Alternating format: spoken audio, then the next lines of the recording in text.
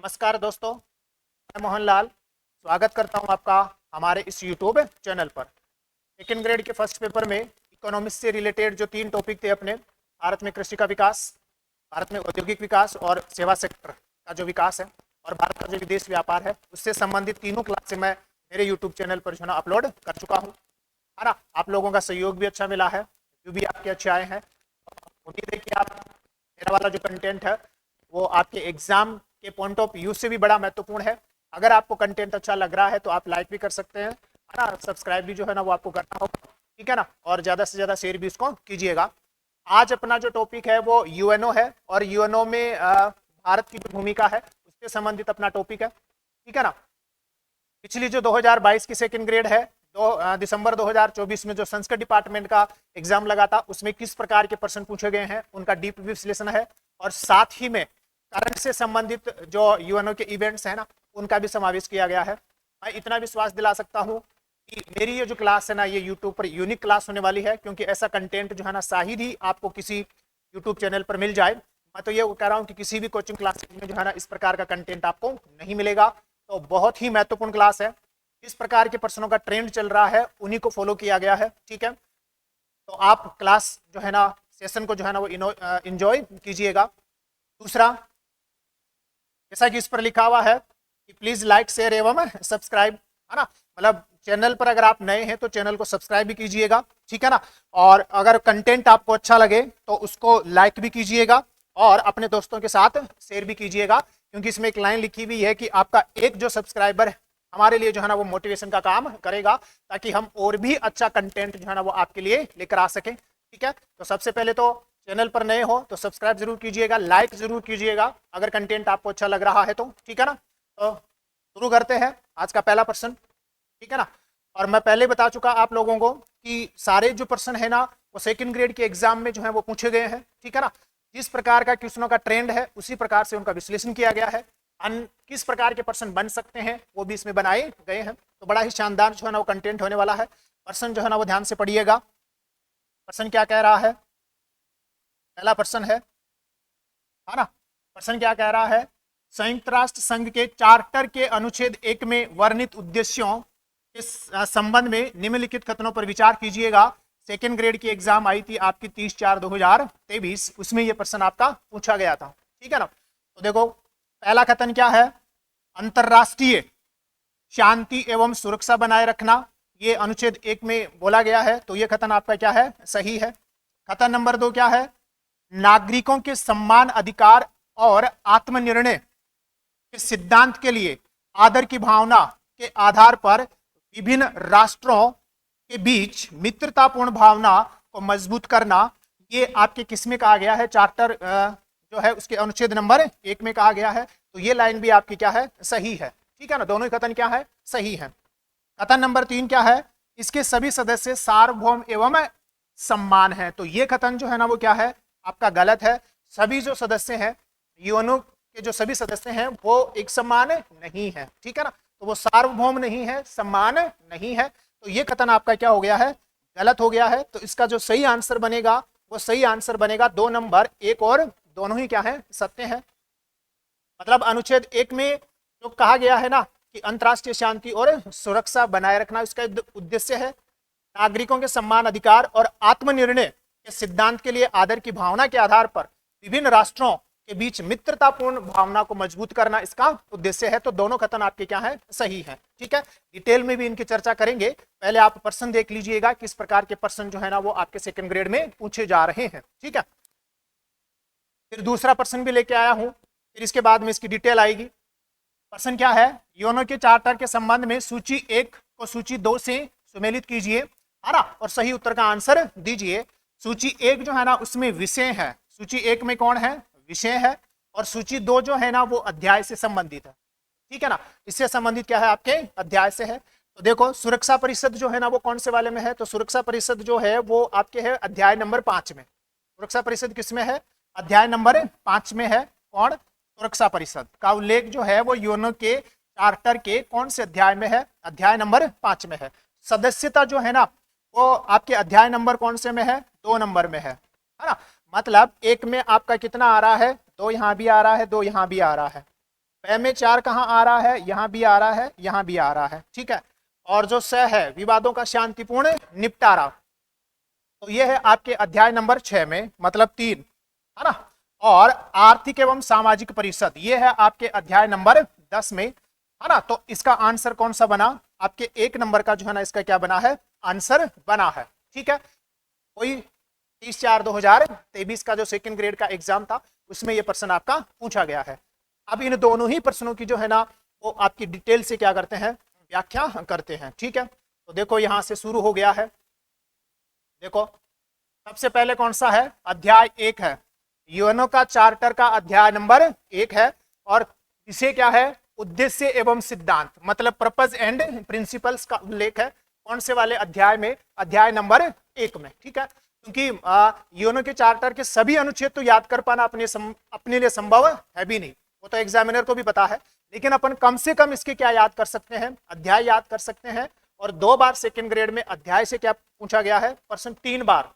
तो आपके सामने, एक तो आपके सामने आएगा, सॉरी 2 तो आपके सामने आएंगे, 1 प्रश्न और आएगा, अभी आगे 1 प्रश्न और भी आएगा, तो 3 प्रश्न पूछे गए हैं। तो इसलिए अध्याय तो अपन क्या कर सकते हैं, याद कर सकते हैं। तो अध्याय 1 क्या है, उद्देश्य एवं सिद्धांत है।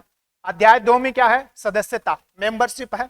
अध्याय 3 जो है ना अंग, ऑर्गन्स है, जैसे पढ़ते हो ना आप यूएनओ के 6 अंग है, तो उसका उल्लेख किस में है, अध्याय नंबर 3 में है, ठीक है। अध्याय number 4 Mahasabha, the general assembly, है ना। कौन सी असेंबली है, द जनरल असेंबली, है ना, जिसको यूएनजीए अपन बोलते हैं, है ना। तो महासभा कौन से अनुच्छेद में है, अनुच्छेद 4 में, सॉरी कौन से अध्याय में है, अध्याय 4 में। अध्याय 5 में क्या है, सुरक्षा परिषद, द सिक्योरिटी काउंसिल, जो अभी आया था ना प्रश्न में, तो अध्याय 5 किससे रिलेटेड है, सुरक्षा परिषद से।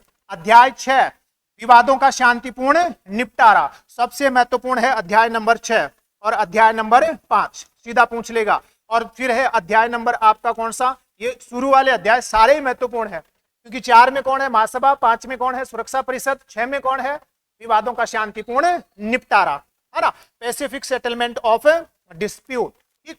अध्याय नंबर 7 शांति के लिए खतरा, ये भी एग्जाम आपके सेकंड ग्रेड में पूछा गया है। अध्याय नंबर 7 शांति के लिए खतरे, शांति भंग और आक्रामकता के कृत्यों के संदर्भ में या के संबंध में कार्यवाही, कौन से वाले में है, 7 नंबर में है ना। Action with respect to threats to the peace, है ना, breaches to the peace and the act of aggression, ये किससे रिलेटेड है, अध्याय नंबर 7 है, ठीक है।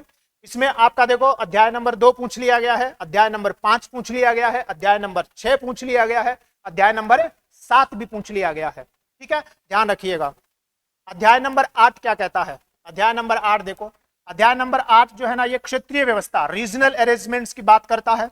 अध्याय नंबर 2 अंतरराष्ट्रीय आर्थिक और सामाजिक सहयोग, मतलब international economic and social corporation की बात करता है, कौन सा वाला, अध्याय नंबर 9। और अध्याय नंबर 10 ये भी आपके एग्जाम में पूछ लिया गया है, आर्थिक एवं सामाजिक परिषद, इकोनॉमिक एंड सोशल काउंसिल है।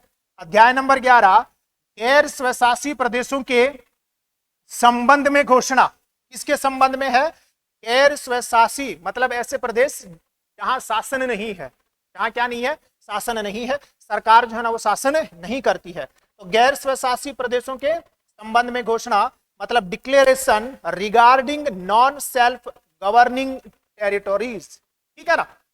फिर अध्याय नंबर 12 अंतरराष्ट्रीय न्यास व्यवस्था, अंतरराष्ट्रीय न्यायालय नहीं है, अंतरराष्ट्रीय न्यास व्यवस्था, international trusteeship system, international trusteeship system है अध्याय 12 में। अध्याय जो 13 है न्यास परिषद, द ट्रस्टीशिप काउंसिल, ठीक है ना।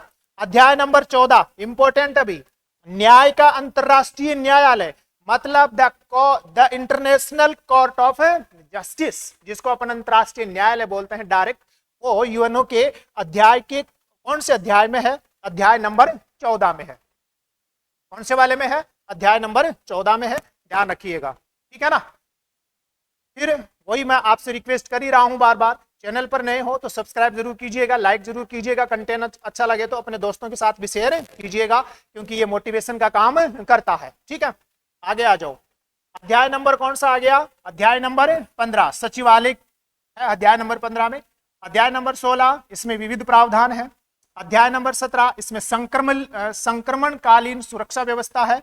अध्याय नंबर 18 संशोधन से संबंधित है। और अध्याय नंबर 19 रेक्टिफिकेशन एंड सिग्नेचर। मतलब टोटल कितने अध्याय हो गए? ये 19 अध्याय हो गए हैं। इसमें अध्याय नंबर आपको 2 ध्यान में रखना है, 4 ध्यान में रखना है, 5 ध्यान में रखना है, अध्याय नंबर 7 ध्यान में रखना है, अध्याय नंबर 10 ध्यान में रखना है, अध्याय नंबर आपका 14, कौन सा? अध्याय नंबर 14 जिसमें इंटरनेशनल कोर्ट ऑफ जस्टिस है, वो आपको क्या करने हैं? ध्यान में रखने हैं। ठीक है, अब देख लो कौन सा प्रश्न आया है यूएनओ से संबंधित प्रश्न। देखो अब, यूएन शांति अभियान के संबंध में निम्नलिखित में से कौन से कथन सही है? पहला कथन, 29 मई को अंतरराष्ट्रीय यूएन शांति अभियान दिवस मनाया जाता है। बिल्कुल सही है, 29 मई को ही प्रतिवर्ष है ना संयुक्त राष्ट्र शांति जो मिशन दिवस है वो मनाया जाता है। ठीक है, तो पहला कथन क्या है? सही है। कथन नंबर 2, यूएन चार्टर का अध्याय 6, अभी बोला था ना कि अध्याय 6 आएगा, तो अध्याय 6 विवादों के शांतिपूर्ण समाधान से संबंधित है। अभी आया था, पैसिफिक सेटलमेंट ऑफ डिस्प्यूट से संबंधित है, तो ये भी आपका क्या है? सही है। अध्याय कौन सा? 6 नंबर का। ठीक, अध्याय कथन 3, यूएन चार्टर के अध्याय 7, बोला था ना कि अध्याय 7 पूछा गया है, तो अध्याय 7 में शांति के उल्लंघन और आक्रामकता संबंधी कार्यों पर कार्यवाही संबंधी प्रावधान है, तो यह कथन भी आपका क्या है? सही है। ठीक है, फिर कौन सा? यूएन चार्टर में शांति अभियान का कोई स्पष्ट उल्लेख नहीं है, यह कथन भी आपका क्या है? सही है। स्पष्ट उल्लेख नहीं है, किसी भी अनुच्छेद में, किसी भी चैप्टर में इसका स्पष्ट उल्लेख नहीं है, तो चारों ही कथन आपके क्या है? सही है। और सेकंड ग्रेड एग्जाम में ये प्रश्न जो है ना वो पूछा जा चुका है। ठीक है, ध्यान रखिएगा, है ना। और ये प्रश्न देखो, अब अगला प्रश्न देखो, संयुक्त राष्ट्र सुरक्षा परिषद के एक अस्थायी सदस्य के रूप में भारत के 2 साल के कार्यकाल वर्ष 2021-22 का समग्र उद्देश्य नॉर्म्स, कौन है? नॉर्म्स की उपलब्धि है, जिसका अर्थ है, तो नॉर्म्स, एन का मतलब तो न्यू है, ओ का मतलब जो है ना आपका 3 नंबर है, एन का मतलब तो न्यू है, ओ का मतलब जो है ना वो ओरिएंटेशन है, आर का मतलब और ए है ना रिफॉर्म्ड है ना, एम का मतलब क्या है? मल्टीलेटरल सिस्टम, कौन सा है? सिस्टम। मतलब जो आपका कौन सा शब्द है? आपका जो नॉर्म्स शब्द है, जो भारत की अध्यक्षता में जो है ना वो अपनाया गया था, है ना, इसका फुल फॉर्म क्या है? New orientation for a reformed multilateral system जो है ना इसका पूरा नाम है। ध्यान रखिएगा, इंपॉर्टेंट पर्सन है, रिपीट होने की संभावना है। ठीक है, अब यहां से बात करना शुरू कर देते हैं। इस प्रकार के यूएनओ में प्रश्न पूछे गए हैं। अब यहां से यूएनओ के बारे में जो है जो लेटेस्ट कंटेंट है वो आपका शुरू हो रहा है, तो बने रहिएगा। संयुक्त है ना, कौन है आपका? देखिएगा, संयुक्त राष्ट्र चार्टर है ना 26 जून 1945 को सैन फ्रांसिस्को में अंतरराष्ट्रीय संगठन पर संयुक्त राष्ट्र सम्मेलन के अंत में हस्ताक्षर किए गए, और यह कब अपनाया गया? 24 अक्टूबर 1945 को। मतलब यूएनओ का जो चार्टर है उस पर हस्ताक्षर हुए कब? 26 जून 1945 को, है ना। कितने राष्ट्रों ने सिग्नेचर किए? ये प्रश्न मैं आपके ऊपर छोड़ रहा हूं कि यूएनओ के चार्टर पर जो है ना 26 आपका जून 1945 को कितने राष्ट्रों ने हस्ताक्षर किए थे? कमेंट्स करके आप मेरे को बताएंगे कितने राष्ट्रों ने किए थे। ठीक है, अगली क्लास में इसके बारे में मैं चर्चा जरूर कर दूंगा, है ना। सबसे पहले यूएनओ के चार्टर पर सबसे पहले हस्ताक्षर करने वाले जो है ना वो कौन सा देश था? भारत की तरफ से, या भारत ने क्रमशः कौन से देश के नंबर पर जो है ना वो हस्ताक्षर किए? भारत की तरफ से हस्ताक्षर करने वाले व्यक्ति कौन थे? मतलब इस सम्मेलन में भारत का प्रतिनिधित्व करने वाले व्यक्ति कौन थे वो आपको बताने हैं कमेंट्स करके। और सबसे अंत में सिग्नेचर करने वाला देश कौन सा था वो आपको बताना है। देखते हैं कौन इसका आंसर देता है। भारत ने भी 26 जून 1945 को हस्ताक्षर किए और 50 देशों के साथ शामिल हो गया। तो यहां से आप अनुमान लगा सकते हो 51 देशों ने जो है ना वो आपके क्या किए थे? हस्ताक्षर किए थे। मतलब संस्थापक जो सदस्य हैं वो कितने हैं? 51 है। भारत की ओर से, अच्छा मैंने यहाँ आंसर दे दिया, भारत की ओर से रामास्वामी, है ना, मैंने नाम दूसरा लिखा है रामास्वामी मुदलियार, जिसको अपन पढ़ते हैं कौन सा, रामास्वामी, है ना, मुदालियर जिसको अपन पढ़ते हैं, तो वो नाम रामास्वामी कौन है, मुदलियार, और वीटी कृष्णामाचारी ने हस्ताक्षर किए थे क्रमशः कौन से नंबर पर, भारत के संदर्भ में तो मैंने आपको बता दिया 28वें नंबर पर, भारत 28वें नंबर पर सिग्नेचर करने वाला देश है यूएनओ के चार्टर पर। अगर किसी को चाहिए तो यूएनओ की साइट पर जाइए, यूएनओ की साइट पर जाओगे आप तो वहां से यूएनओ का चार्टर डाउनलोड कीजिए, आपको वो सिग्नेचर वाला जो चैप्टर है यूएनओ का जो चार्टर है वो मिल जाएगा, उसमें कौन से नंबर पर है, 28वें नंबर पर है। और मैं इस चार्टर को मेरे जो यूट्यूब चैनल है, सॉरी जो टेलीग्राम चैनल है ना, वीरल क्लासेज 07, कौन सा है, सॉरी VRL क्लासेज 07, जो मेरा टेलीग्राम चैनल है उसके ऊपर मैं ये जो यूएनओ का चार्टर है वो अपलोड कर दूंगा, तो आप वहां देख लीजिएगा, ठीक है ना, ध्यान रखिएगा। अब देखो प्रश्न क्या है, ये प्रश्न मैंने बनाए हैं, किसी एग्जाम में ये प्रश्न आए हुए नहीं है, और ये यहां से इंपोर्टेंट मान के चल लीजिएगा, क्योंकि ये करंट का इश्यू है। ये किसका इश्यू है, ये करंट का इश्यू है। क्या है, संयुक्त राष्ट्र सुरक्षा परिषद के प्रस्ताव, खालिस्तान प्रस्ताव, जिसमें संघर्ष की रोकथाम, शांति वार्ता और संघर्ष के बाद पुनर्निर्माण में महिलाओं की महत्वपूर्ण भूमिका को औपचारिक रूप से मान्यता दी गई। मतलब यूएनओ का वो कौन सा प्रस्ताव है, कौन सी प्रस्ताव संख्या है, यूएनओ का वो कौन सा संकल्प है जिसमें संघर्ष की रोकथाम में, शांति वार्ता में और संघर्ष के बाद पुनर्निर्माण में महिलाओं की महत्वपूर्ण भूमिका को औपचारिक रूप से मान्यता दी गई। क्या यह 1325 है या 1373 है या 1988 है या फिर 1267 है? मतलब आपको यह बताना है कि यह संकल्प संख्या या प्रस्ताव संख्या कौन सा है। तो इसका जो आंसर है वो आपका कौन सा है, 1325 है। इसके बारे में डिटेल से हम जो है ना नीचे चर्चा करने वाले हैं। अभी के लिए ये आप इसका ध्यान रखिएगा, और इंपॉर्टेंट प्रश्न है, ऐसा का ऐसा प्रश्न आपको एग्जाम में मिल जाएगा देखने को, ठीक है। ये प्रश्न भी मैंने ही बनाया है, करंट से रिलेटेड इश्यू है, उसको लेकर प्रश्न बना हुआ है। प्रश्न क्या है, संयुक्त राष्ट्र ने अपनी समान लैंगिक समानता रणनीति के तहत कब तक सैन्य टुकड़ियों में 15%, है ना, सैन्य टुकड़ियों में कितना 15% और पुलिस इकाइयों में 25% महिलाओं को शामिल करेगा। मतलब संयुक्त राष्ट्र संघ जो है ना वो लैंगिक समानता को स्थापित करने के लिए, क्योंकि अभी जो शांति मिशन पर सेनाएं भेजी जाती हैं उसमें अधिकांश पुरुष होते हैं, लेकिन यूएनओ ने डिसाइड किया है कि आने वाले समय में सैन्य टुकड़ियों में कम से कम कितनी महिलाएं होंगी, 15% महिलाएं होंगी, और पुलिस इकाइयों में कितनी होंगी, 25% होंगी। कब तक होंगी, कब तक होंगी, 2028, 2029, 2030 या 2032? तो कब तक होंगी ये आपको ध्यान में रखना है, 2028 तक होगा, ठीक है। आगे मैं चर्चा करूंगा, अभी आप इस प्रकार ये प्रश्न देखते रहिएगा, है ना। तो 2028 तक ये यूएनओ का उद्देश्य है।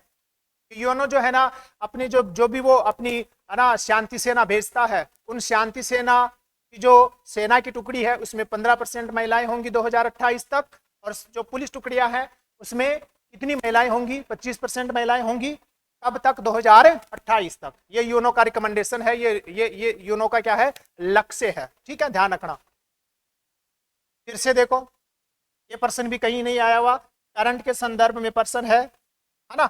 और देखो इस प्रकार का प्रश्न है ना, संयुक्त राष्ट्र शांति स्थापना, कौन है, संयुक्त राष्ट्र शांति स्थापना मिशन में भारतीय महिलाओं के योगदान के संदर्भ में निम्नलिखित कथनों पर विचार कीजिएगा। इंपॉर्टेंट प्रश्न है भैया, क्योंकि जिस प्रकार का ट्रेंड रहा है पिछले एग्जाम्स में, सेकंड ग्रेड में यूएनओ संबंधित, उस ट्रेंड को फॉलो करते हुए क्वेश्चन बनाया गया है। डिटेल भी मैं बताऊंगा, पहले आपको ये प्रश्न देखना है और इसका आंसर बताना है। पहला ऑप्शन, फरवरी 2025 तक भारत, है ना, 150 है, ये ध्यान रखना, 15 महिलाएं नहीं है, 150 से अधिक महिला शांति सैनिकों के साथ 6 महत्वपूर्ण मिशनों में काम कर रही हैं।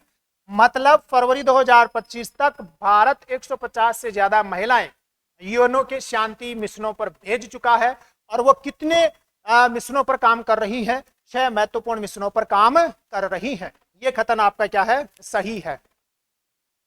वर्ष 2007 में भारत ने लाइबेरिया में, है ना, पहली बार, कौन सा है, पहली बार केवल महिलाओं से बनी पुलिस यूनिट तैनात की। ये भी क्या है, सही है।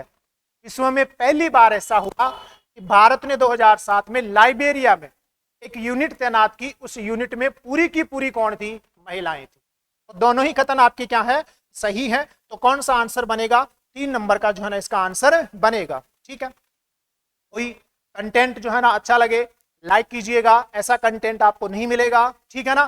दूसरा, शेयर भी कीजिएगा, सब्सक्राइब भी कीजिएगा, है ना, क्योंकि यहाँ एक लाइन लिखी हुई है, आपका एक सब्सक्राइबर हमारे लिए मोटिवेशन का काम करेगा और भी अच्छा कंटेंट जो है ना वो आपको यूट्यूब पर मिलेगा।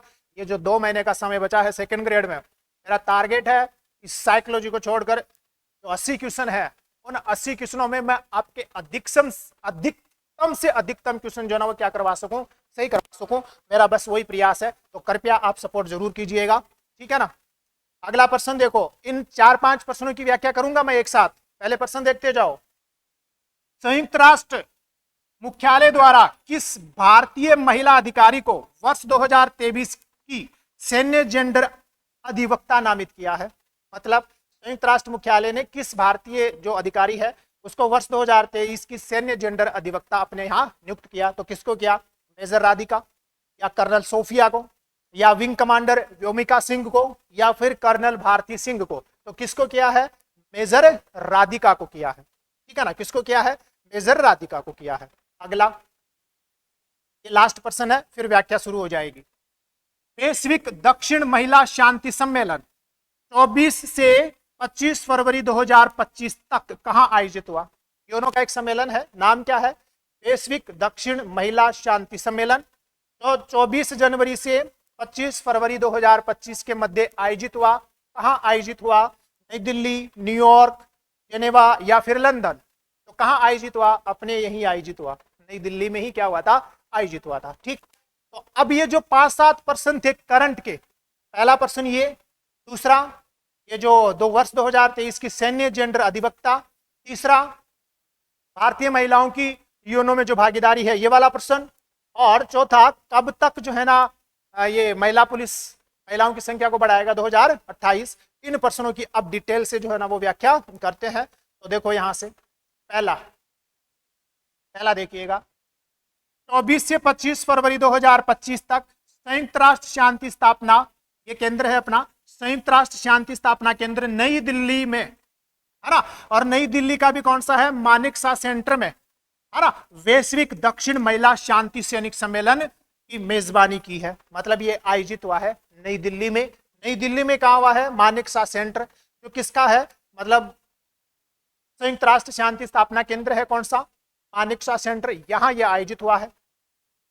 इस कार्यक्रम में, है ना, 35 देशों की महिला शांति सैनिकों ने शांति स्थापना अभियानों में महिलाओं की बदलती भूमिका और उनकी भागीदारी बढ़ाने की रणनीतियों पर चर्चा की है।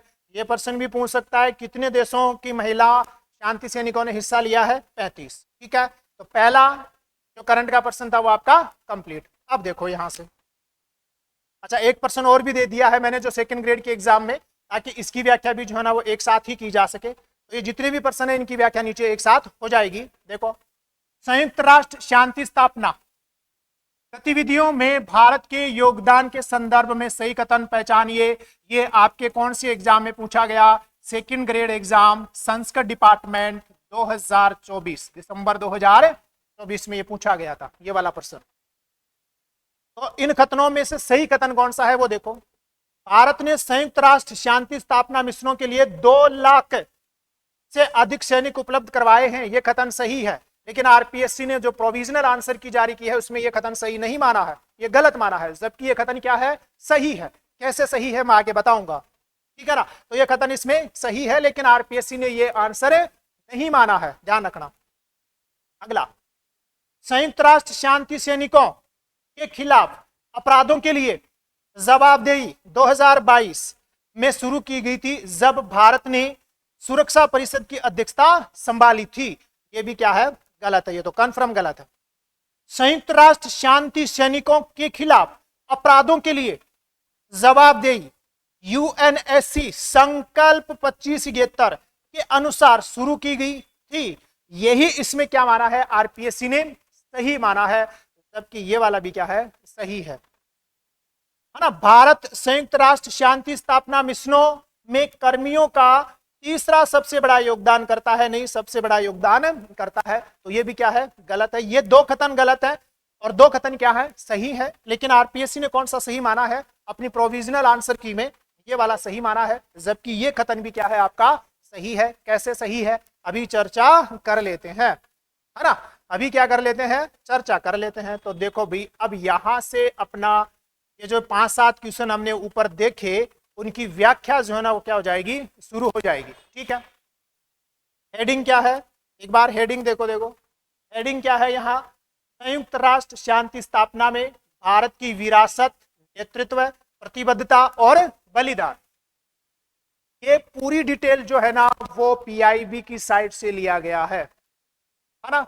चेक कर लेना आराम से, पीआईबी की साइट ऑथेंटिक कंटेंट है, कोई इसमें किंतु परंतु नहीं है, किसी को कोई शक नहीं होना चाहिए। ठीक है ना। तो चलो शुरू करते हैं।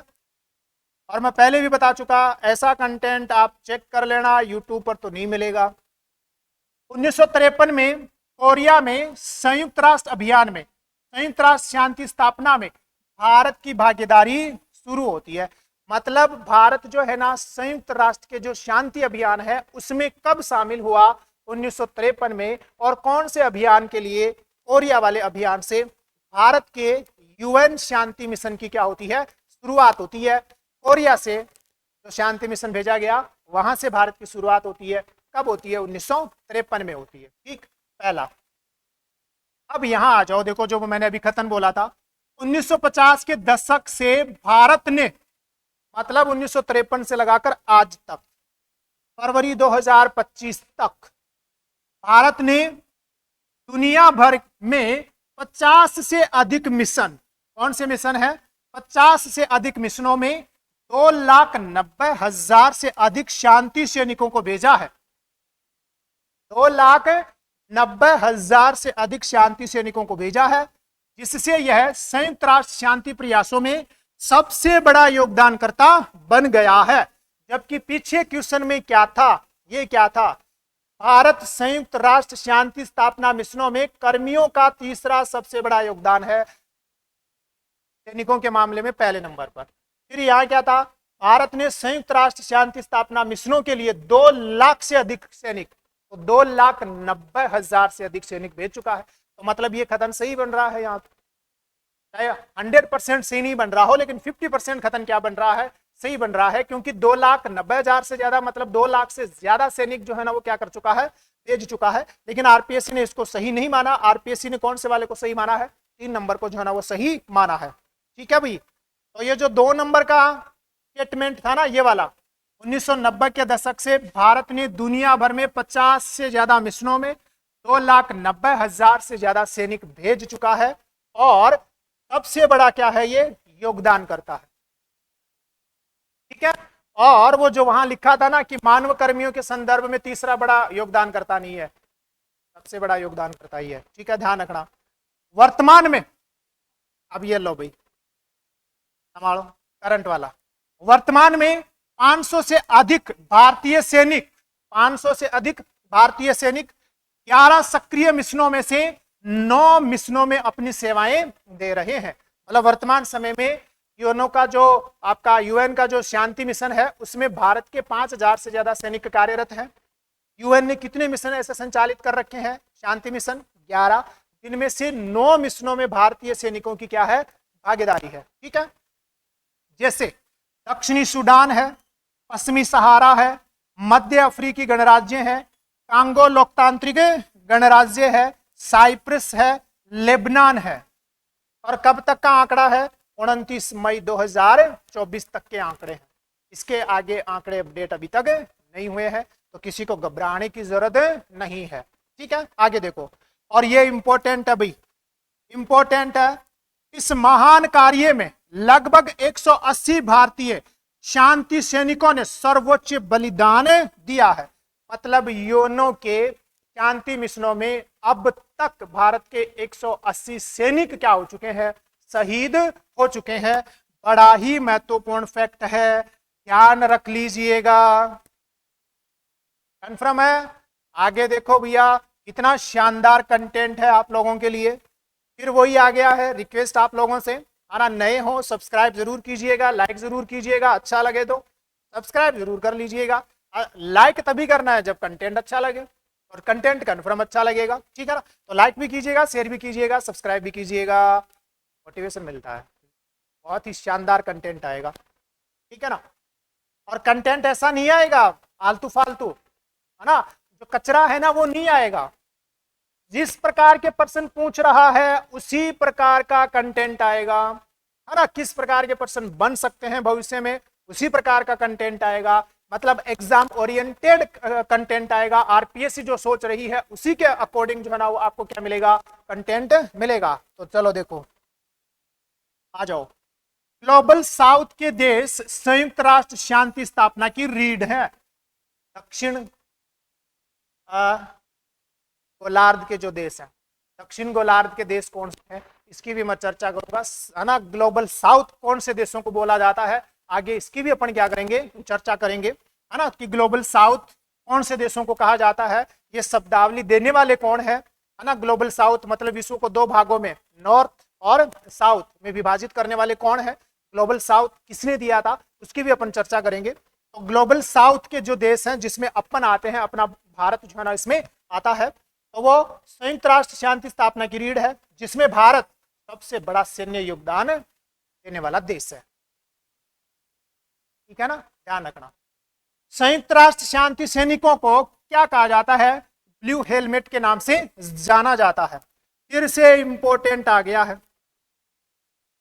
वर्ष 2023 में भारत को संयुक्त राष्ट्र का सर्वोच्च शांति सम्मान, और उसका नाम क्या है, डाग हैमरशोल्ड। कौन सा है, डाग हैमरशोल्ड पदक मिला। क्यों मिला, जो भारतीय शांति सैनिक कौन कौन, शिशुपाल सिंह और सांवला राम बिश्नोई, तो सैनिक है, डाग हैमरशोल्ड पुरस्कार से सम्मानित होने वाले, है ना। कौन कौन, शिशुपाल सिंह और कौन सा, सांवला राम बिश्नोई। और नागरिक संयुक्त राष्ट्र कार्यकर्ता, एक संयुक्त राष्ट्र कार्यकर्ता है कौन, सबर ताहिर अली, और कांगो लोकतांत्रिक गणराज्य में उनके बलिदान के लिए मरणोपरांत प्रदान किया गया। कौन सा सर्वोच्च सम्मान, डाग हैमरशोल्ड। दो भारतीय सैनिकों को मिला और एक यूएनओ के कार्यकर्ता को मिला। दो भारतीय सैनिक कहां शहीद हुए, लोकतांत्रिक जो गणराज्य है कौन सा, कांगो, उसमें क्या हुए थे, शहीद हुए थे। और 2023 में डाग हैमरशोल्ड जो सम्मान है वो दो भारतीय सैनिक कौन कौन से, शिशुपाल सिंह और कौन सा, सांवला राम बिश्नोई को मिला, ठीक है ना। और संयुक्त राष्ट्र का जो कार्यकर्ता था कौन सा, सबर ताहिर अली को प्राप्त हुआ था मरणोपरांत, क्योंकि इन्होंने शांति स्थापना में अपना सर्वोच्च बलिदान दिया था, ठीक है। तो इंपॉर्टेंट फैक्ट है भैया, आ जाओ। शांति स्थापना में महिलाएं, यूएन शांति स्थापना में महिलाएं। तो अब जो मैंने शुरू में पर्सन बनाया था उस पर्सन की डिटेल यहां आ रही है। संयुक्त राष्ट्र के, है ना, 70,000 वर्दीधारी शांति सैनिकों में से अभी भी महिलाओं की संख्या 10% से भी क्या है, कम है। महिलाओं की संख्या कितनी है, 10% से भी कम है, जिसमें सैन्यकर्मी, पुलिस अधिकारी और पर्यवेक्षक क्या है, शामिल है। मतलब अभी भी 10% से कम है। हमने पीछे देखा, सैन्य टुकड़ियों में 15%, पुलिस टुकड़ियों में 25% महिलाएं होंगी। कब तक, 2028 तक। तो वो डिटेल आएगी अब यहाँ, ये लो, तो मैंने पीछे पर्सन बनाया था उसकी डिटेल ले लो भी। संयुक्त राष्ट्र ने अपनी समान लैंगिक समानता रणनीति के तहत महत्वाकांक्षी लक्ष्य रखा है कि वर्ष 2028 तक सैन्य टुकड़ियों में 15% और पुलिस इकाइयों में 25% महिलाओं को शामिल कर लेगा। कौन, यूएनओ। कब तक, 2028 तक, ठीक है। फिर जो मैंने पर्सन बनाया था, प्रस्ताव संख्या 1325, अभी बनाया था, पिछले पर्सन आया था ना। तो देखो, महिलाओं के अधिक प्रतिनिधित्व के लिए प्रयास वर्ष 2000 है ना में संयुक्त राष्ट्र सुरक्षा परिषद के प्रस्ताव 1325 के साथ शुरू हुआ, जिसने संघर्ष की रोकथाम, शांति वार्ता और संघर्ष के बाद पुनर्निर्माण में महिलाओं की महत्वपूर्ण भूमिका को औपचारिक रूप से मान्यता दी। हमने पीछे प्रश्न यही तो बनाया था कि वो प्रस्ताव संख्या कौन सी थी, 1325, है ना। ये 1325 वो है जो शांति स्थापना में, शांति स्थापना के बाद में जो पुनर्वास है ना, उसमें महिलाओं की जो भूमिका है उसको औपचारिक रूप से क्या की है, मान्यता दी है 1325 में, है ना। आगे देखो, इसके बाद महिला शांति सुरक्षा प्रस्तावों की एक श्रृंखला आ गई, जिसमें 1820, है ना, कौन सा 1820, ये भी महिला शांति और सुरक्षा से रिलेटेड है। 1325 भी उसी से रिलेटेड था, 1820 उसी से रिलेटेड है, 1889 भी उसी से रिलेटेड है, 2122 भी उसी से रिलेटेड है और 2242 भी उसी से रिलेटेड है। अगर मान लो पर्सन ऐसा बन जाता है, इसलिए लिखा गया है, हालांकि महत्वपूर्ण 1325 ही है। महत्वपूर्ण कौन सा है, 1325, इसमें शांति प्रयासों में महिलाओं के नेतृत्व की आवश्यकता को और मजबूत किया और संघर्ष से संबंधित यौन हिंसा के खिलाफ एक मजबूत रुख अपनाया है। ठीक है ना, तो ध्यान रख लीजिएगा, बड़ा ही काम का है। फिर मैंने ऐसे, है ना, देखो पीआईबी की साइड से ये इमेज उठाई गई है, कौन सी वाली, पीआईबी जो है ना, वहीं से ये इमेज आपकी उठाई गई है। कौन है, role of women in UN peacekeeping, मतलब महिलाओं की भागीदारी है, महिलाओं का जो भूमिका है ना वो कौन से रूप में होगा। तो देखो महिलाएं क्या कर सकती हैं, इंप्रूवमेंट ऑपरेशनल एंड परफॉर्मेंस, है ना, आपके जो ऑपरेशंस हैं और जो परफॉर्मेंस है उसमें ये वृद्धि करेंगी, सुधार ही करेंगी, कौन, महिलाएं। Better to access to community, है ना, अलग अलग जो समुदाय हैं उनसे अच्छी तरह से बात कर सकती हैं, है ना, उनसे अच्छी तरह से जो ना मेल मिलाप जो ना वो महिलाएं कर सकती हैं, तो उसमें इंप्रूवमेंट आएगा।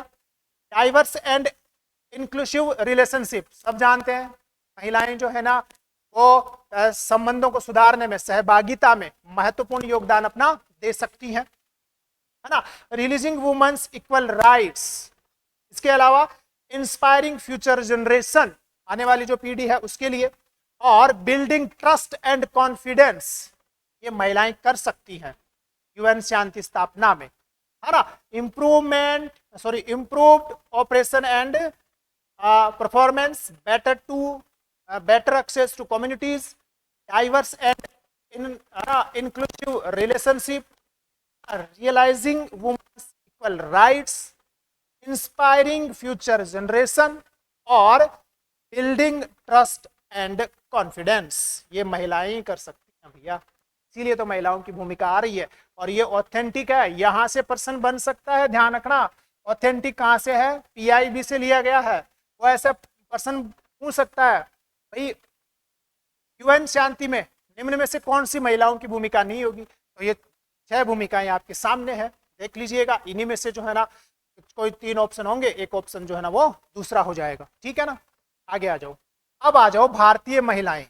अब कौन सी महिलाएं हैं, भारतीय महिलाएं।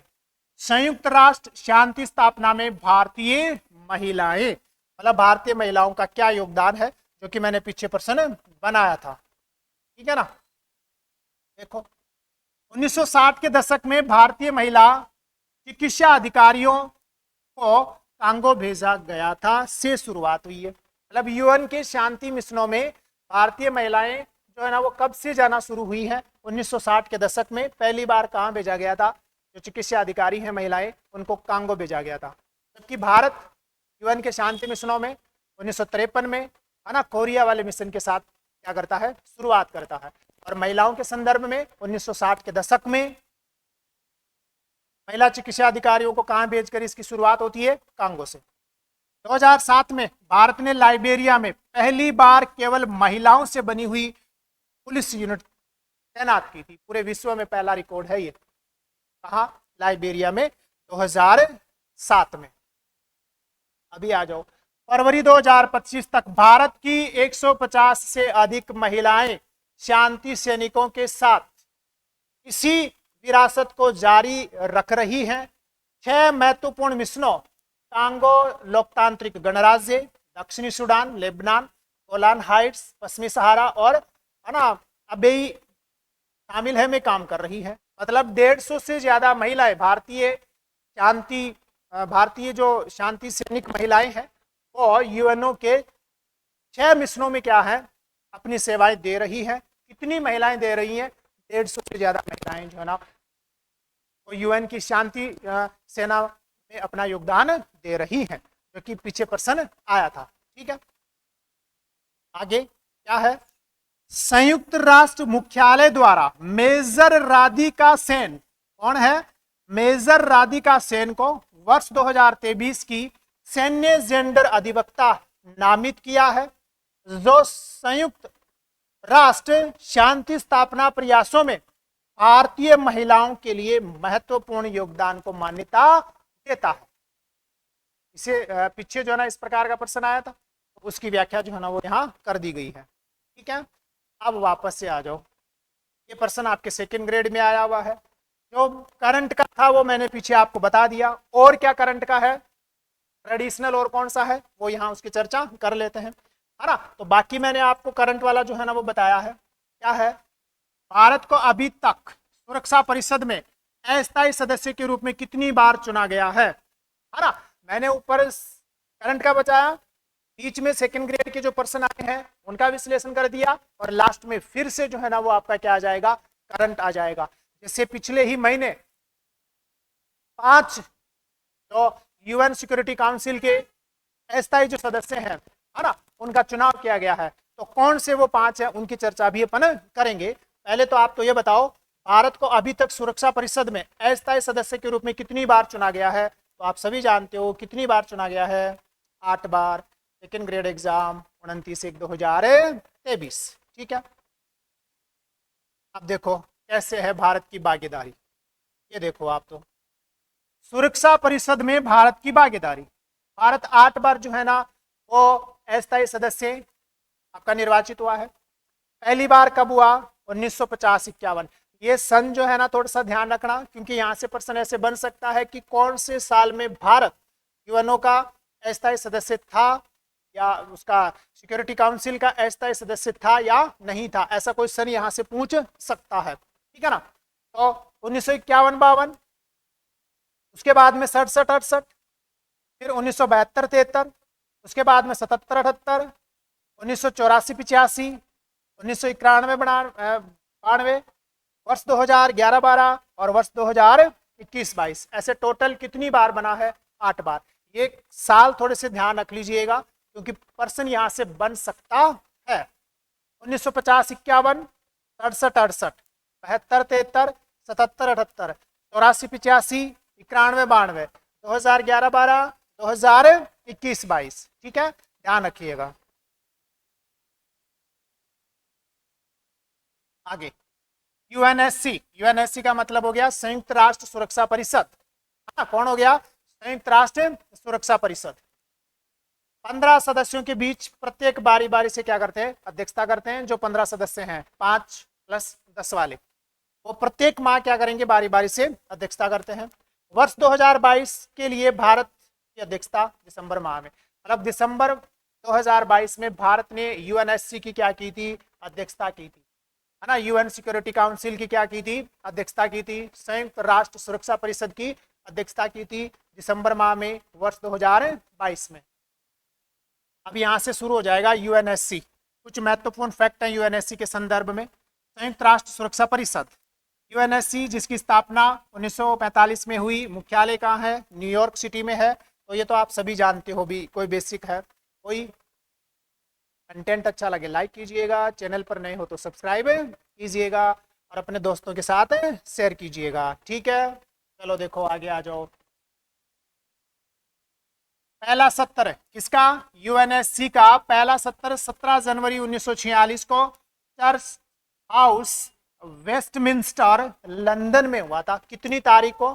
17 जनवरी 1946 को। अंतर्राष्ट्रीय शांति और सुरक्षा बनाए रखने की प्राथमिक जिम्मेदारी इसी की है। परिषद के सदस्य कितने हैं? 5। परिषद के सदस्य कितने हैं? 5। स्थायी सदस्य कितने हैं? 5, जिनको क्या परिषद के सदस्य कितने हैं? 15। स्थायी सदस्य कितने हैं? 5, जिनको P5 बोलते हैं, जिसमें चीन है, फ्रांस है, रूस है, यूके है और यूएसए है, जिनके पास क्या है, वीटो पावर है। ठीक है, फिर कौन है, गैर स्थायी सदस्य। कौन से सदस्य हैं, गैर स्थायी सदस्य। कितने हैं, 10 हैं, जिन्हें यूएन महासभा मतलब यूएनजीए मतलब यूनाइटेड नेशन जनरल असेंबली द्वारा 2 वर्ष के लिए, है ना, 2 वर्ष के कार्यकाल के लिए चुना जाता है। प्रत्येक वर्ष कितने सदस्यों का चुनाव होता है, 5 सदस्यों का चुनाव होता है प्रत्येक वर्ष। ठीक है, अभी कितने का हुआ है, तो ये लो भाई वो लाइन, और इंपॉर्टेंट लाइन है, सुन लेना यहां से। हाल ही में यूएनजीए ने बहरीन, कोलंबिया, कांगो लोकतांत्रिक गणराज्य, लाटविया और लाइबेरिया को जनवरी 2026 से शुरू होने वाले 2 वर्ष के कार्यकाल के लिए यूएनएससी के गैर स्थायी सदस्य के रूप में चुना है। ये वो 5 देश हैं जिनका चुनाव अभी हाल फिलहाल में ही हुआ है ना। और इंपॉर्टेंट है भैया, 5 देश कौन कौन से हैं, बहरीन, कोलंबिया, कांगो लोकतांत्रिक गणराज्य, लाटविया, लाइबेरिया। इनका कार्यकाल शुरू होगा जनवरी 2026 तक। अभी तो कौन चल रहा है, अभी तो आपका जो है ना 2025 ही चल रहा है, तो 1 जनवरी से इनका कार्यकाल शुरू हो जाएगा, है ना। अब ये कौन से देशों के स्थान पर आएंगे, तो देखो भैया 5 देश, डेनमार्क, ग्रीस, पाकिस्तान, पनामा और सोमालिया। जो वर्ष 2024 में इनका निर्वाचन हुआ था और दिसंबर 2026 तक, वर्ष 2026 तक जो है ना ये रहेंगे, मतलब दिसंबर 2025 तक ये रहेंगे। तो 1 जनवरी 2024 से दिसंबर 2025 तक हैं कौन कौन, डेनमार्क, ग्रीस, पाकिस्तान, पनामा और कौन सा, सोमालिया। इनके स्थान पर 1 जनवरी 2026 से दिसंबर 2027 तक के लिए किनका निर्वाचन हुआ, बहरीन, कोलंबिया, लोकतांत्रिक कांगो गणराज्य, लाटविया और कौन सा वाला, लाइबेरिया। ठीक है, ध्यान रखिएगा। अब फिर से और भी महत्वपूर्ण है, अपने लिए तो बड़ा ही काम खराब है। पाकिस्तान को वर्ष 2025 के लिए, देखो जरा ध्यान से, और ये इंपॉर्टेंट है, खतन आ सकता है।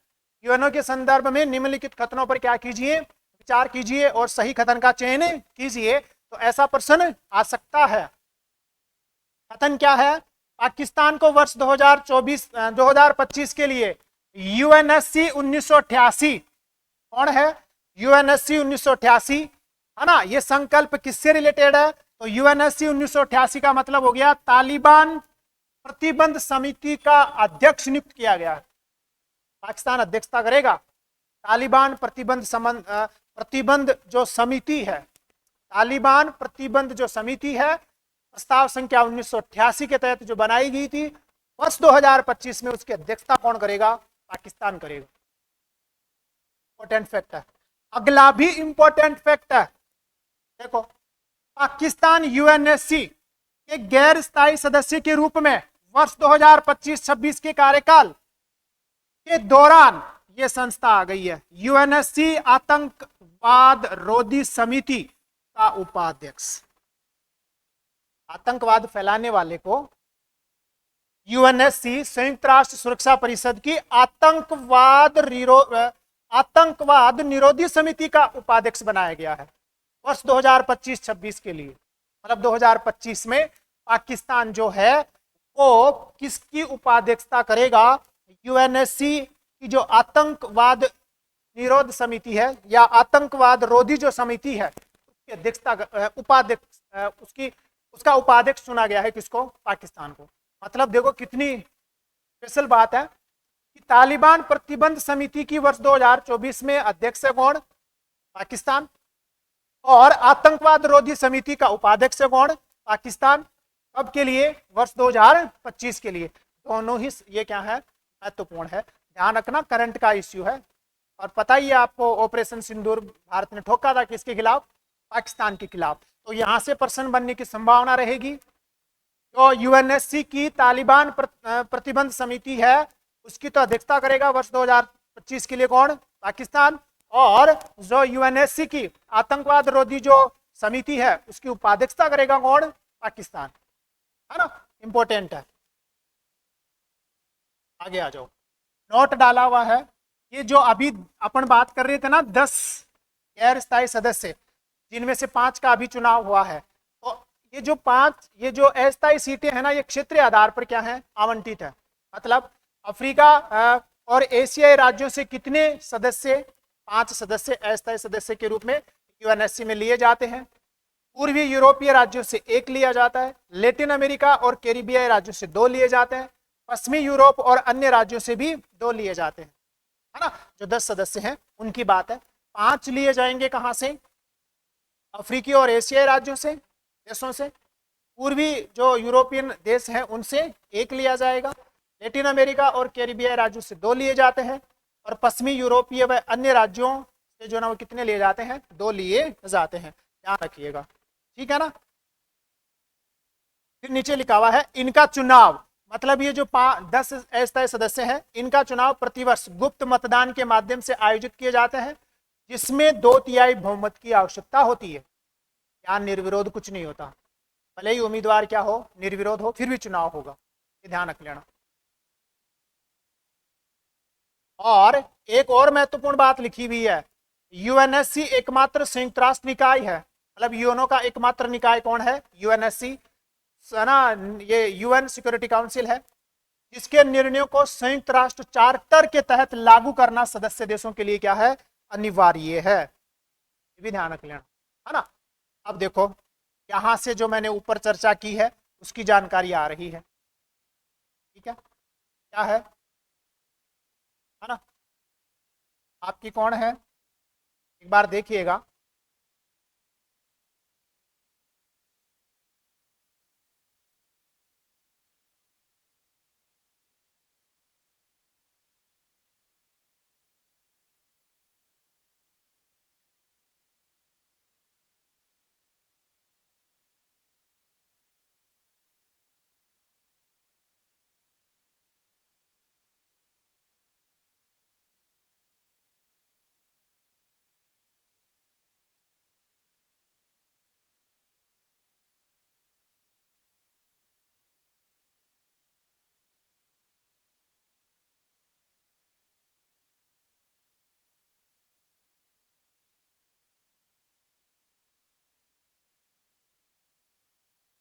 हाँ देखो, है ना, कौन है? यूएनएससी की समितियां हैं, है ना। कौन आ गया? यूएनएससी की समितियां हैं। तो यहां से देखो आप, यूएनएससी की समितियां या प्रस्ताव, ठीक है ना। अब समितियां और प्रस्ताव जो हमने पीछे आए थे ना, उन्हीं की चर्चा करेंगे। पहला आतंकवाद से रिलेटेड है, कौन सा? संकल्प 1373। और कौन सा? 1267। जो संकल्प 1373 है वो है आतंकवाद रोधी समिति। यूएनएससी की कौन सी समिति है? आतंकवाद रोधी समिति है, संकल्प 1373। जो पाकिस्तान जो है ना, इसकी क्या करेगा? उपाध्यक्ष चुना गया है वर्ष 2025 के लिए, किसको? पाकिस्तान को। तो उसी की बात हो रही है। संकल्प 1267 जो है ना, ये दाएंस और अलकायदा समिति है। मतलब अलकायदा से रिलेटेड जो समिति है उसका संकल्प प्रस्ताव आपका कौन सा है? 1267 है। आतंकवाद रोधी जो समिति है उसका संकल्प जो है ना वो 1373 है। फिर 2 नंबर है अप्रसार समिति, संकल्प कौन सा? 1540। क्या है? परमाणु रासायनिक और जैविक हथियारों के विरुद्ध। मतलब ये परमाणु रसायन जो है और जो आपके कौन से हैं? जैविक हथियारों के रोकथाम के लिए जो आपका संकल्प है वह कौन सा है? आपका, है ना, 1540 है। 1373 जो है ना वो आतंकवाद रोधी समिति का है। और 1267 जो है ना वो दाएंस व अलकायदा समिति से रिलेटेड है, ठीक है। अब ये वो समिति आ गई, संयुक्त राष्ट्र सुरक्षा परिषद की आतंकवाद रोधक समिति या निरोधक समिति। यूएनएससी आतंकवाद निरोधक समिति सीटीसी की स्थापना प्रस्ताव 1373 के माध्यम से, ऊपर देखा हमने कौन सा प्रस्ताव है? 1373 के माध्यम से की गई थी, है ना, जिसे अमेरिका में 9/11 आतंकवादी हमलों के बाद वर्ष 2001 में सर्वसम्मति से पारित किया गया था। अमेरिका के ऊपर जो 9/11 का आतंकी हमला हुआ था उसके बाद में प्रस्ताव संख्या 1373 के माध्यम से, है ना, कौन सी समिति बनी थी? संयुक्त राष्ट्र सुरक्षा परिषद की आतंकवाद निरोधक समिति या रोधी समिति। वर्ष 2025 के लिए उपाध्यक्ष कौन है? आपका पाकिस्तान है। ठीक है, अब उसी समिति की बात हो रही है। सदस्य यूएनएससी के 15 जो है ना वो इसके सदस्य होते हैं। ये इंपॉर्टेंट है भैया। वर्ष 2025 का अध्यक्ष, वर्ष 2025 में अल्जीरिया, ये जो संयुक्त राष्ट्र संघ की आतंकवाद रोधी समिति है उसकी अध्यक्षता करेगा कौन? अल्जीरिया। उपाध्यक्षता कौन करेगा? फ्रांस, रूस और पाकिस्तान इसकी उपाध्यक्षता करेंगे। हमने पीछे पाकिस्तान देख लिया था, दो और आगे कौन कौन? फ्रांस और रूस। ठीक है, भारत ने कब इसकी अध्यक्षता की? भारत ने वर्ष 2022 में ये यूएनएससी की आतंकवाद रोधी जो समिति है उसकी अध्यक्षता की थी। किसने? भारत ने। आगे देखो, 1988 तालिबान प्रतिबंध समिति, इसे यूएनएससी प्रतिबंध समिति के नाम से भी जाना जाता है ना। प्रस्ताव कौन सा है? यूएनएससी के प्रस्ताव 1988 के माध्यम से वर्ष 2011 में ये क्या की गई थी? स्थापित की गई थी। सदस्य वही 15 होते हैं जो आपके यूएनएससी के सदस्य होते हैं। अध्यक्षता 2024 के लिए, सॉरी 2025 के लिए कौन है? पाकिस्तान है। पीछे हम देख भी चुके हैं कि तालिबान प्रतिबंध समिति या प्रस्ताव या संकल्प 1988 के तहत जो तालिबान प्रतिबंध समिति बनी है उसकी अध्यक्षता कौन करेगा? वर्ष 2025 के लिए पाकिस्तान करेगा। भारत के द्वारा अध्यक्षता कब हुई थी? दिसंबर 2021 में हुई थी, ये भी ध्यान रख लेना। और ये जो आतंकवाद रोधी जो समिति थी ना उसकी भारत ने अध्यक्षता की है 2022 में। ठीक है, इसका उद्देश्य क्या है? तालिबान जो प्रतिबंध समिति है, उद्देश्य क्या है? उन व्यक्तियों एवं संगठनों के विरुद्ध लक्षित प्रतिबंधों जैसे संपत्ति को फ्रीज करना, यात्रा प्रतिबंध, हथियार का बहिष्कार को लागू करना तथा उनकी निगरानी करना जो तालिबान से जुड़े हैं और अफगानिस्तान की शांति, स्थिरता व सुरक्षा के लिए क्या है? खतरा है। ये काम करती है कौन सी? तालिबान प्रतिबंध समिति। वही आपका कंटेंट अच्छा लगे तो लाइक कीजिएगा, सब्सक्राइब कीजिएगा चैनल पर अगर आप नए हो तो। ठीक है, मोटिवेशन का काम करेगा, शानदार कंटेंट आएगा। ठीक है ना, आ जाओ। कोई पर्सन बना दिए हैं मैंने, पर्सन बनाए हैं जो अभी पढ़ा है उसी के पर्सन है। पर्सन को ध्यान से पढ़ो। यूएनएससी के, है ना, कौन है? यूएनएससी के संकल्प 1373 आतंकवाद रोधी समिति के संदर्भ में निम्नलिखित कथनों पर विचार कीजिए और सत्य कथन का चयन कीजिए। तो देखो, मुंबई के 26/11 आतंकवादी हमलों के बाद, है ना, बाद है ये, के बाद वर्ष 2008 में प्रस्ताव 1373, है ना, की सर्व समिति से पारित किया गया था। क्या इसकी स्थापना 2008 में हुई? प्रस्ताव संख्या सही है, 1373 है, लेकिन मुंबई हमलों के बाद नहीं, अमेरिका में 9/11 हमलों के बाद इसकी स्थापना हुई थी। सर्व समिति से प्रस्ताव पारित किया गया था, तो क्या हो गया? गलत हो गया।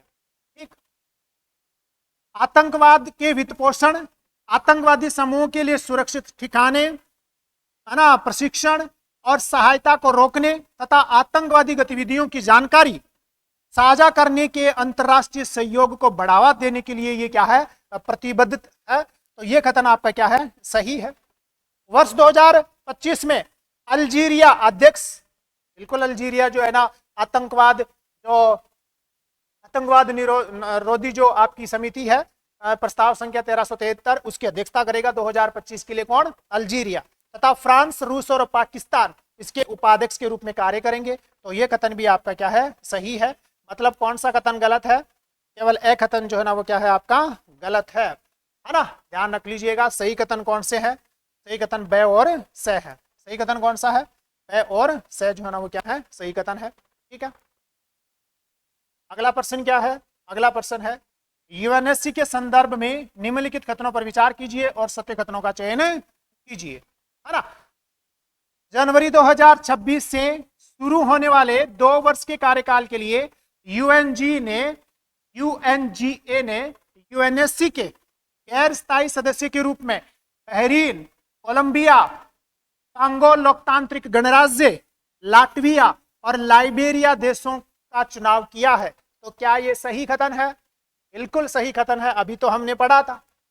आगे, पाकिस्तान को वर्ष 2025 के लिए यूएनएससी 1988 तालिबान प्रतिबंध समिति का उपाध्यक्ष नियुक्त किया गया है। क्या ये सही है ये कथन? ये सही कथन नहीं है, उपाध्यक्ष नहीं चुना गया, अध्यक्ष चुना गया है। इसका तालिबान प्रतिबंध समिति का, तो ये कथन क्या है? गलत है। पाकिस्तान यूएनएससी आतंकवाद रोधी समिति के अध्यक्ष के रूप में भी कार्य करेगा। तो भैया यूएनएससी आतंकवाद रोधी समिति के अध्यक्ष के रूप में नहीं करेगा, उपाध्यक्ष के रूप में करेगा, फ्रांस और रूस के साथ वर्ष 2025 के लिए। तो ये कथन भी आपका क्या हो गया? गलत हो गया। मतलब इसमें कथन केवल एक क्या है आपका? सही है। ठीक है, अब आगे आ जाओ। वर्ष 2024-25 तक यूएनएससी के गैर अस्थायी सदस्य की बात हो रही है ना। गैर अस्थायी सदस्य के रूप में भारत की भूमिका के संदर्भ में निम्नलिखित कथनों पर विचार कीजिए। क्या है? भारत यूएनएससी का अब तक 8 बार गैर स्थायी सदस्य है ना, गैर अस्थायी सदस्य रह चुका है। सही बात है, पीछे प्रश्न आया था, 8 बार बन चुका है। भारत यूएनएससी में अब तक 18 वर्षों तक गैर अस्थायी सदस्य है ना के रूप में सेवा दे चुका है? नहीं, 16 वर्षों के लिए दे चुका है। तो यह कथन क्या हो गया? गलत हो गया। भारत यूएनएससी के 50 से अधिक शांति मिशनों में भाग ले चुका है। क्या ये लाइन सही है? ये लाइन बिल्कुल क्या है? सही है। पीछे आया था ना 50 से अधिक मिशनों में 2,90,000 से ज्यादा शांति सैनिक भारत भेज चुका है, तो ये सही है। भारत 1988-89, 93-94 में यूएनजी का गैर अस्थायी सदस्य नहीं था। तो क्या ये सही है? क्या 1988-89, 93-94 में क्या भारत सदस्य नहीं था, अस्थायी सदस्य नहीं था, है ना? तो पहला सही है और सही है, और ये नहीं था 1988-89 में नहीं था। देखो एक बार चेक कर लो, है ना।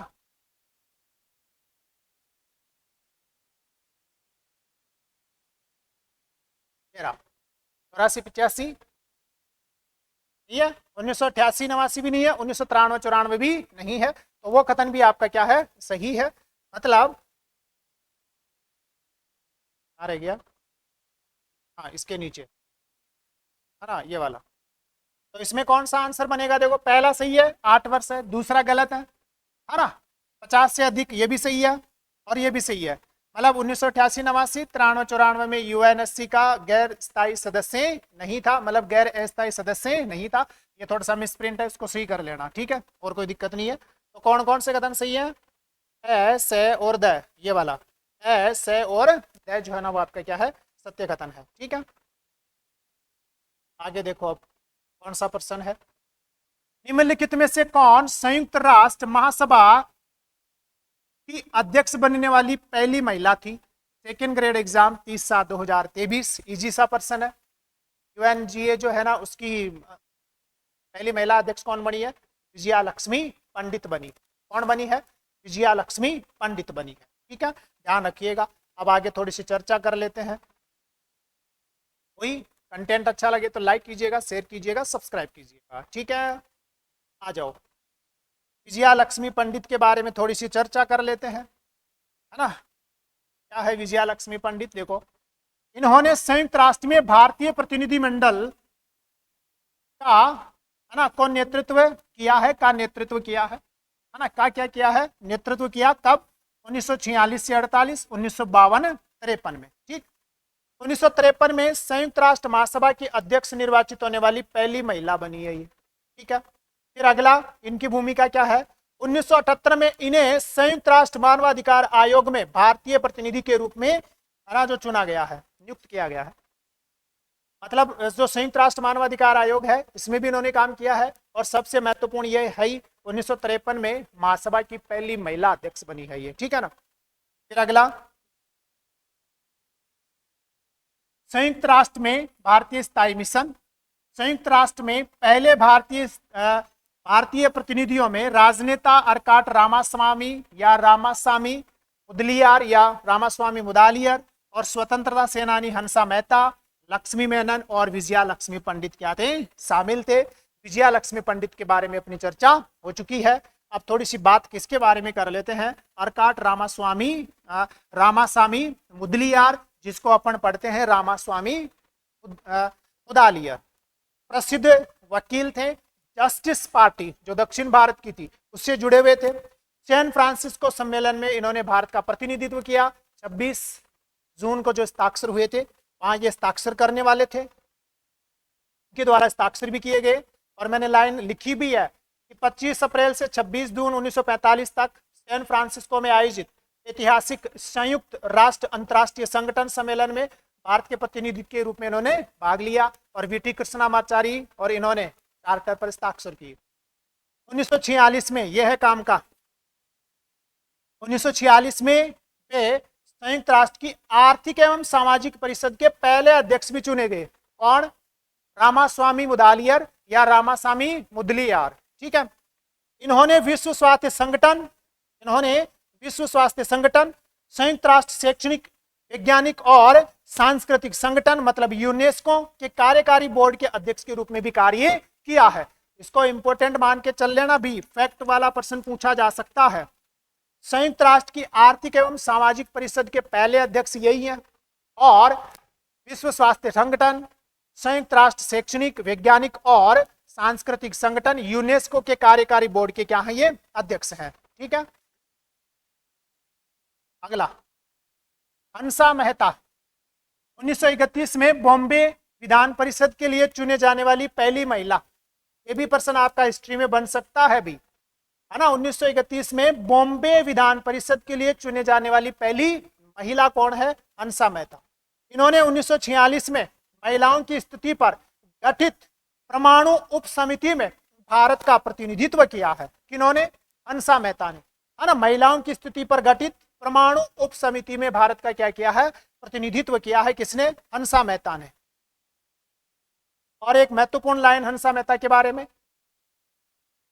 1947-48 में संयुक्त राष्ट्र मानवाधिकार आयोग, जिसे अब क्या बोलते हैं, संयुक्त राष्ट्र मानवाधिकार परिषद के नाम से जानते हैं, में भारतीय प्रतिनिधि के रूप में वे मानवाधिकारों की सार्वभौमिक घोषणा की भाषा सभी मनुष्य समान है से बदलकर सभी मनुष्य करने के लिए जिम्मेदार भी है। इसमें लैंगिक समानता की आवश्यकता पर प्रकाश डाला गया। इंपॉर्टेंट भी आई, ध्यान रख लीजिएगा, है ना। थोड़ा फास्ट चलेंगे, सेशन थोड़ा लंबा हो गया है। आगे देखो, लक्ष्मी मेनन के बारे में क्या है। 1948 में तीसरी समिति में भारत का प्रतिनिधित्व किया और इन्होंने मानवाधिकारों की सार्वभौमिक घोषणा में लिंग के आधार पर गैर भेदभाव और पुरुषों और महिलाओं के समान अधिकारों के पक्ष में जोरदार तर्क दिया था। 1949-50 में इन्होंने महिलाओं और बच्चों की स्थिति पर संयुक्त राष्ट्र अनुभाग का भी क्या किया है, नेतृत्व किया है। किन्होंने, आपके लक्ष्मी मेनन ने। मैंने प्रश्न बना दिया है, ऊपर जो भी बातें लिखी हुई थी उसका जो है ना मैंने क्या कर दिया है, प्रश्न बना दिया है। आप प्रश्न देखना और सही आंसर देने का प्रयास करना, देखें, है ना, सही आंसर देने का प्रयास करना। प्रश्न क्या है देखो, है ना, कथनों पर विचार करना है। विजय लक्ष्मी पंडित यूएनजीए की पहली महिला अध्यक्ष, सही है। रामास्वामी मुदलियार मतलब रामास्वामी ये जो मुदालियर है, संयुक्त राष्ट्र की आर्थिक एवं सामाजिक परिषद के प्रथम अध्यक्ष, सही है। हंसा मेहता संयुक्त राष्ट्र मानवाधिकार आयोग या परिषद में भारत का प्रतिनिधित्व किया, सही है। लक्ष्मी मेनन महिलाओं और बच्चों की स्थिति पर संयुक्त राष्ट्र अनुभाग का नेतृत्व किया, सही है। तो सारे ही क्या है आपके, सही है, ठीक है ना, ध्यान रख लीजिएगा। आगे देखो, संस्कृत उसमें सेकंड ग्रेड में आया, निम्नलिखित में से कौन से राष्ट्र, है ना, निम्नलिखित में से कौन से राष्ट्र संयुक्त राष्ट्र, ऐसे आना चाहिए था, संयुक्त राष्ट्र सुरक्षा परिषद में सुधार के लिए बनाए गए समूह 4 के सदस्य हैं। Second grade exam 12/2/2023। मतलब आपको यहाँ G4 बताना है, ग्रुप 4 बताना है। कौन कौन शामिल है इसमें? तो देखो इसमें ब्राजील है, जर्मनी है, भारत है और जापान है। तो 2 नंबर का ऑप्शन है। ये स्थायी सदस्य बनना चाहते हैं ग्रुप 4 के जो देश हैं, ये यूएनओ में सुधार करके स्थायी सदस्य बनना चाहते हैं। तो इन्होंने ग्रुप 4 बना रखा है। कौन कौन से देशों ने? ब्राजील, जर्मनी, भारत और जापान। वही है ना, बिल्कुल कीजिएगा। ठीक है, आगे आ जाओ। ग्रुप 4 क्या है? तो ग्रुप 4 के बारे में देखो, ब्राजील, जर्मनी, भारत, जापान का एक समूह है जो यूएनएससी में स्थायी सदस्य बनने के इच्छुक है। और इनका मानना है कि संयुक्त राष्ट्र की निर्णय लेने वाली निकायों में तत्काल सुधार की आवश्यकता है, क्योंकि मुद्दे जो है ना वो तेजी से क्या हो रहे हैं, जटिल हो रहे हैं, परस्पर जो है ना वो कठिन भी होते जा रहे हैं, आपस में जुड़ते जा रहे हैं। इसलिए यूएनएससी में क्या करना अनिवार्य है? सुधार करना अनिवार्य है। P5 के साथ साथ हमें भी इसका स्थायी सदस्य बनाया जाना चाहिए। इसलिए इन्होंने कौन सा ग्रुप बनाया है? G4। फिर देखो आगे, सुरक्षा परिषद के बारे में ये वापस से डिटेल आई है, तो ये आपको पता ही है, वापस से आ गया है। यहां से ये है काम का कॉफी क्लब। भाई जब यूएनएससी का स्थायी सदस्य भारत बनना चाहता है तो क्या पाकिस्तान पीछे रहेगा? क्या नहीं रहेगा। तो एक क्लब बना, कौन सा? कॉफी क्लब, जिसको यूएफसी बोला गया, यूनाइटिंग फॉर कंसेशन। मतलब G4 के खिलाफ ये ग्रुप बना है ना। G4 समूह की स्थायी सदस्य है ना का विरोध में सामूहिक रूप से आवाज उठाने वाला समूह को क्या बोलते हैं? कॉफी क्लब बोलते हैं। मतलब जो G4 के जो सदस्य हैं ना, जो यूएनएससी के स्थायी सदस्य बनना चाहते हैं, उनके खिलाफ का ये ग्रुप है। इसमें इटली, पाकिस्तान, मेक्सिको, मिस्र, स्पेन, टर्की, कनाडा इत्यादि देश क्या है? शामिल है। भाई भारत का विरोध कौन करेगा? पाकिस्तान करेगा, है ना। ब्राजील का विरोध कौन करेगा? मैक्सिको करेगा। उधर से कनाडा करेगा, है ना। जापान जो है उसका विरोध तो इनमें से कौन सा करेगा? कोई सा नहीं करेगा, है ना। बाकी जापान भी तो है। ऑस्ट्रेलिया का विरोध करने के लिए है ही आपके इटली, मिस्र, ये स्पेन वगैरह जो है ना वो क्या करेंगे? उनका विरोध करेंगे।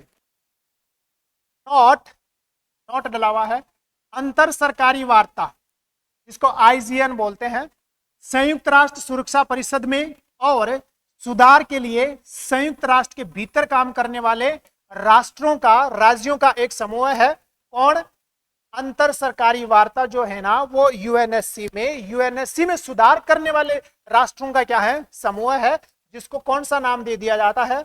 अंतर सरकारी वार्ता या आईजीएन, इनको नाम दे दिया जाता है। जैसे G4 क्या है?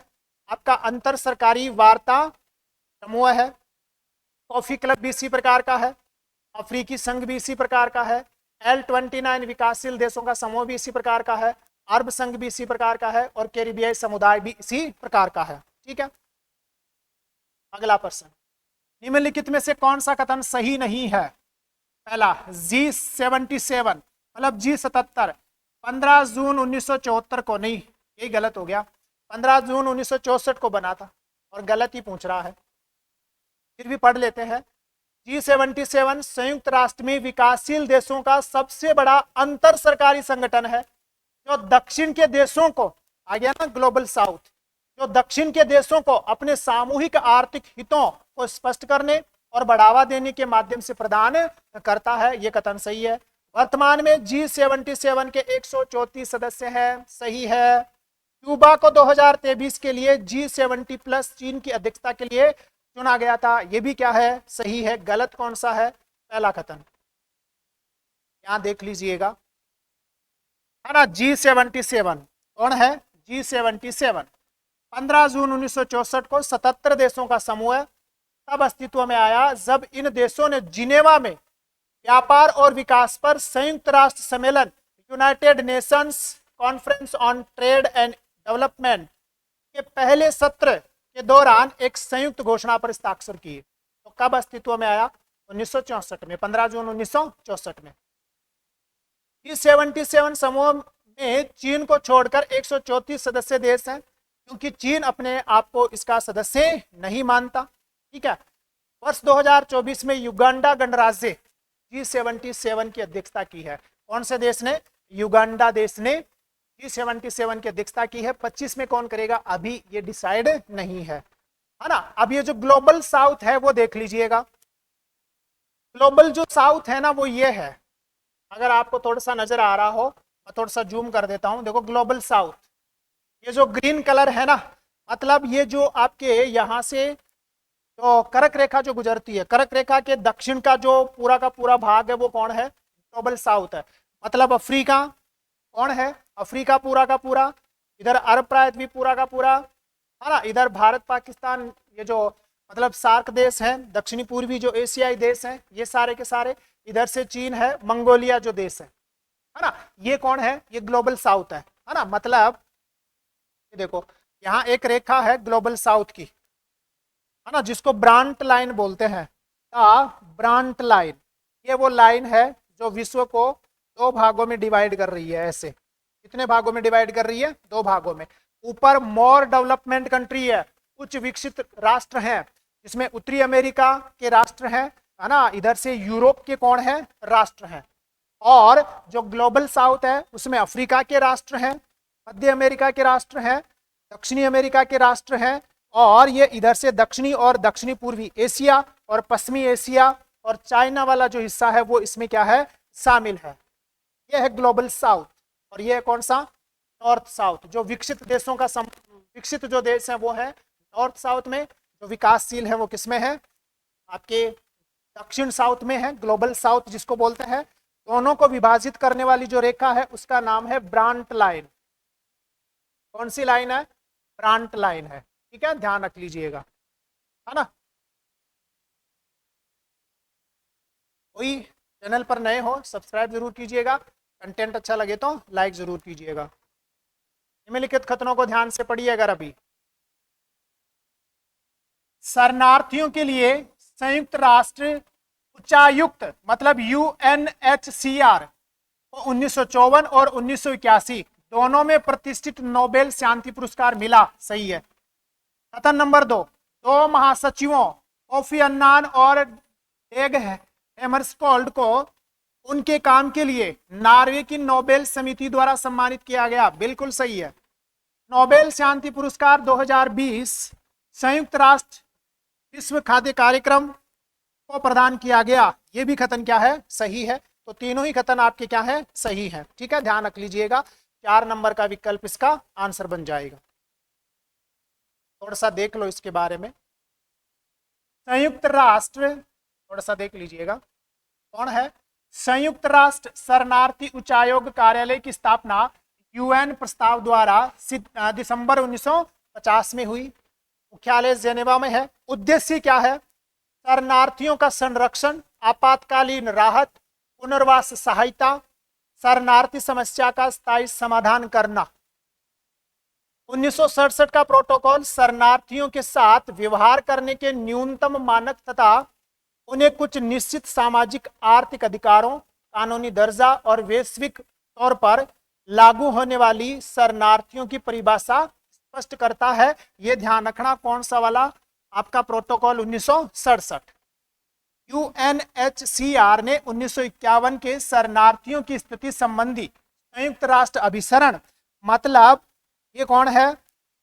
यूनाइटेड नेशन, है ना, convention of status of refugee को अपनाने हेतु अंतर्राष्ट्रीय समुदाय को प्रोत्साहित किया था।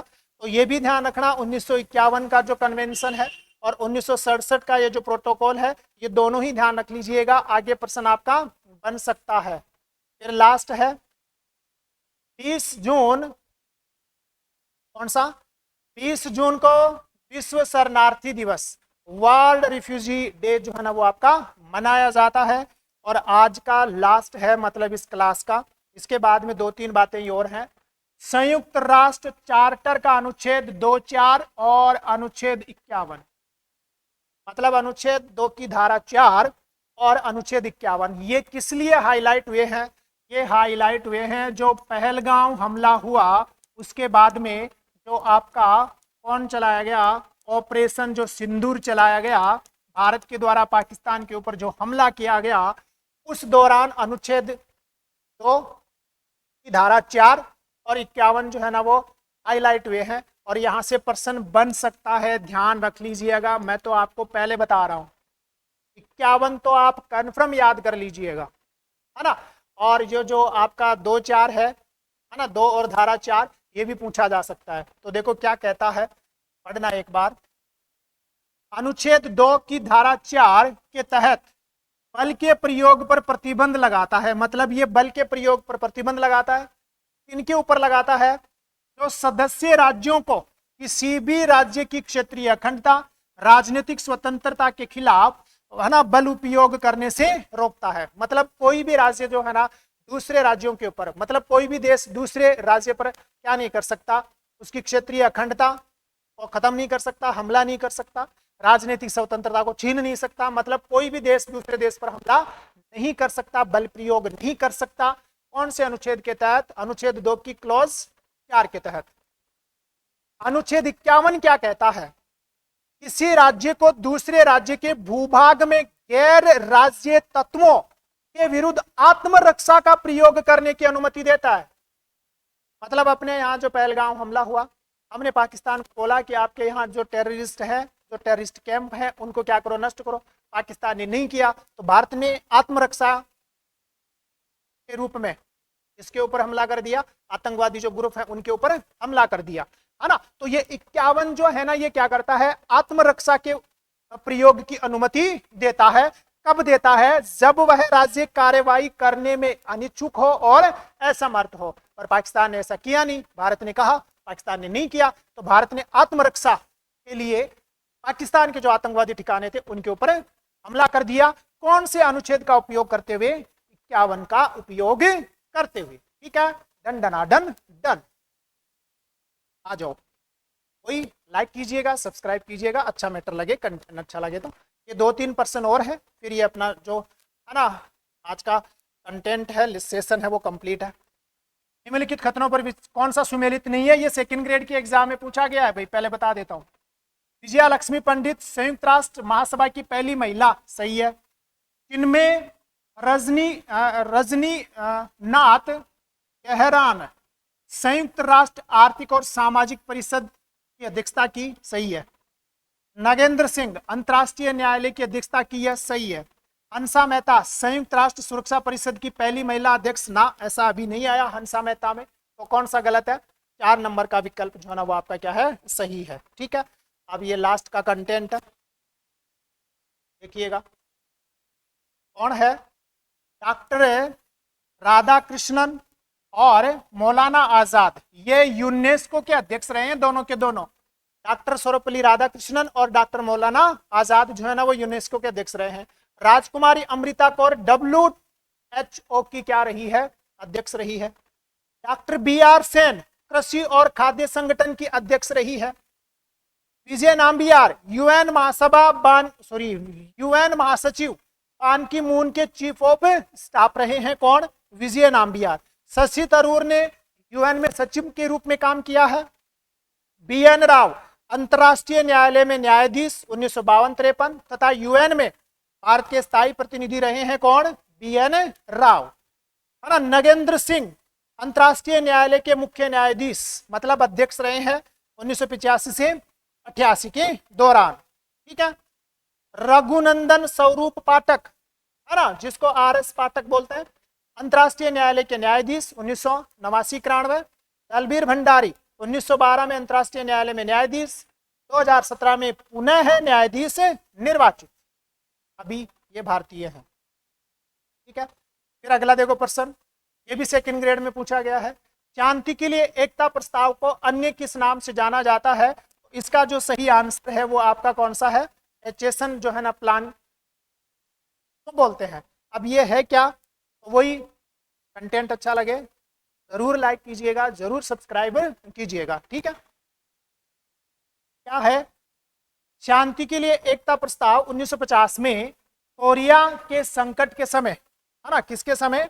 कोरिया के संकट के समय संयुक्त राष्ट्र महासभा द्वारा शांति के लिए एकता प्रस्ताव एचेसन प्लान के माध्यम से यह व्यवस्था की गई कि यदि अंतर्राष्ट्रीय शांति और सुरक्षा के खतरे के प्रति सुरक्षा परिषद कोई कार्रवाई नहीं करती है तो महासभा उसे ऐसा करने के लिए कह सकती है। ये बात किसमें है? इस एचेसन प्रस्ताव में है, शांति के लिए एकता प्रस्ताव में है। ठीक है, फिर कौन सा है? कगारवाद का सिद्धांत किसने दिया? तो जॉन फास्टर डलहेस ने ये दिया। और ये है क्या? जॉन फास्टर डलहेस ने कगारवाद का सिद्धांत दिया, जिसका अर्थ था सोवियत संघ को धकेलकर युद्ध की कगार तक ले जाना ताकि उससे रियासतें हासिल की जा सके। यही सिद्धांत कौन सा है? कगारवाद का सिद्धांत है। किसने दिया है? जॉन फास्टर डलहेस ने दिया है। और ये आज की क्लास अपनी क्या है? कंप्लीट है। उम्मीद है कंटेंट आपको अच्छा लगा है, एग्जाम उपयोगी भी है। जिस प्रकार के प्रश्न बन रहे हैं वो कंटेंट मैंने आपको दिया है। ठीक है, तो उम्मीद करता हूं कि ज़्यादा से ज़्यादा लाइक करेंगे, शेयर करेंगे और सब्सक्राइब करेंगे। मिलते हैं इसी प्रकार के बहुत ही शानदार कंटेंट के साथ नेक्स्ट क्लास में। सेकेंड ग्रेड की तैयारी करने वाले सभी विद्यार्थियों को ऑल द बेस्ट। धन्यवाद आप सभी का।